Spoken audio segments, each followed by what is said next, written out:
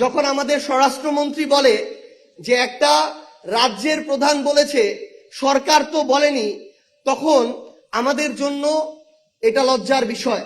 24-এর আগে মিডিয়াকে যেভাবে কৌশলগতভাবে সিআরআই দিয়ে হোক, এজেন্সি দিয়ে হোক দখল করা হতো, 26 নির্বাচন পরবর্তী সময়ে বর্তমান ক্ষমতাসীন দল তার চেয়ে নগ্নভাবে মিডিয়াকে দখল করছে।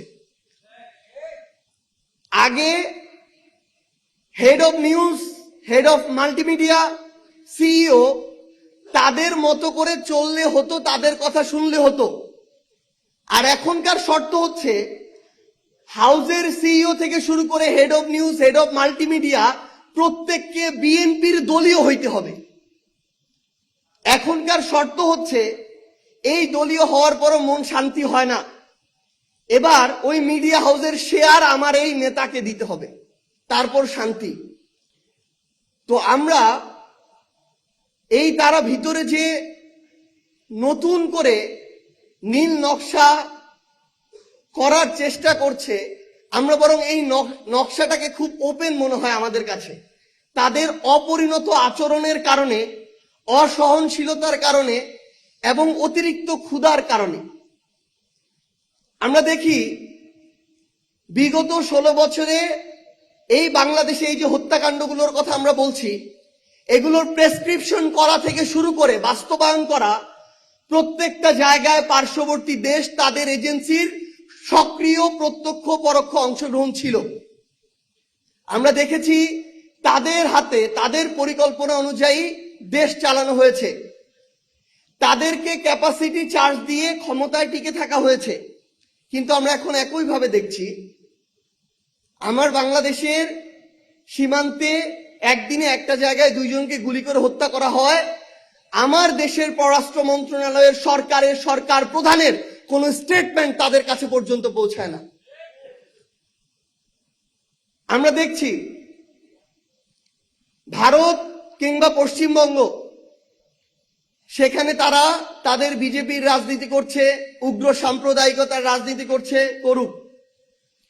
আমরা দেখছি এই রাজনীতিতে তারা যে পরিমাণে মুসলিম বিদ্বেষ নিয়ে এসেছে, যে পরিমাণে জ্বালাও পোড়াও করছে, খুন করছে, মানুষকে নির্যাতন করাটাকে বৈধ মনে করছে, এটাকেও তারা যখন বৈধতা দিচ্ছে, আমরা একজন নাগরিক হিসেবে, প্রতিবেশী রাষ্ট্র হিসেবে এই ধরনের মানবতা বিরোধী যে অপরাধগুলো, এগুলোতেও আমাদের মতামত দেওয়ার মতো সাহসিকতা আমরা দেখাতে পারছি না। সেটা তো পারছিই না, সেটা তাদের অভ্যন্তরীণ বিষয় বলে পাশ কাটিয়ে যাচ্ছি। উপরন্তু আমাদের দেশকে নিয়ে, আমাদের দেশের সার্বভৌমত্বকে নিয়ে, স্বাধীনতাকে নিয়ে, সীমান্তকে নিয়ে যা ইচ্ছা তা বলে বেড়ানোর পরও যখন আমাদের স্বরাষ্ট্রমন্ত্রী বলে যে একটা রাজ্যের প্রধান বলেছে সরকার তো বলেনি, তখন আমাদের জন্য এটা লজ্জার বিষয়। কারণ একটা রাজ্য প্রধান, একটা রাজ্য সরকারের বাইরে, রাষ্ট্রের বাইরে আলাদা কিছু না। কিন্তু আমরা ভারতকে উদ্দেশ্য করে স্পষ্ট করে কিছু কথা বলতে চাই। শুধু ভারত নয়, পুরো পৃথিবীতে আমরা কোনো রাষ্ট্র বিরোধী নই, আমরা ভারত বিদ্বেষীও নই। কিন্তু আমরা স্পষ্ট করে এটা বলতে চাই, শুধু ভারত নয়, পৃথিবীর যে কোনো দেশ আগামীতে যদি বাংলাদেশের দিকে আধিপত্যবাদের চোখ দিয়ে তাকাতে চায়, শোষণের মানসিকতা দিয়ে বন্ধুত্ব গড়তে চায়, সেই দেশের সাথে বাংলাদেশের কোনোদিন বন্ধুত্ব সম্ভব না। তারা যদি মনে করে যে বন্ধুত্ব করবে সরকারের সাথে, ক্ষমতার সাথে, আমরা স্পষ্ট করে একটা কথা বলতে চাই, জনগণ স্থায়ী, জনগণই রাষ্ট্র। বন্ধুত্ব করলে জনগণের সাথে করতে হবে, রাষ্ট্রের সাথে করতে হবে।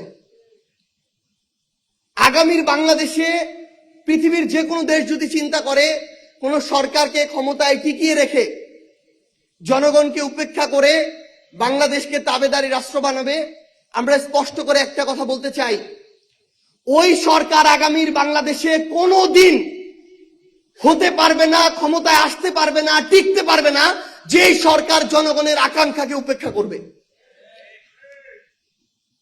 এবং আমরা আমাদের জায়গা থেকে বাংলাদেশের প্রশাসনকে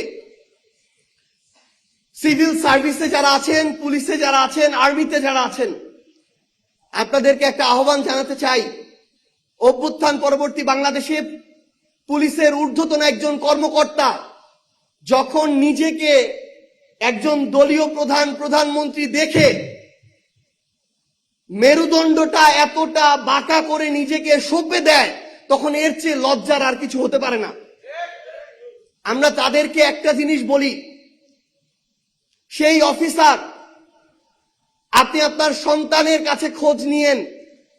গতকালকের বক্তব্যের পর থেকে আপনার সন্তান কোথাও গিয়ে আর পরিচয় দিবে না যে আপনি এত বড় পুলিশের এত বড় পদে বসে আছেন, কারণ ওই পরিচয় এখন তার জন্য হীনমন্যতার হয়েছে, লজ্জার হয়েছে। আমরা আহ্বান জানাই, এবার অনেকে পার পেয়ে গিয়েছে, কারণ আমরা আসলে পূর্বে এই অভিজ্ঞতার মধ্য দিয়ে যাইনি।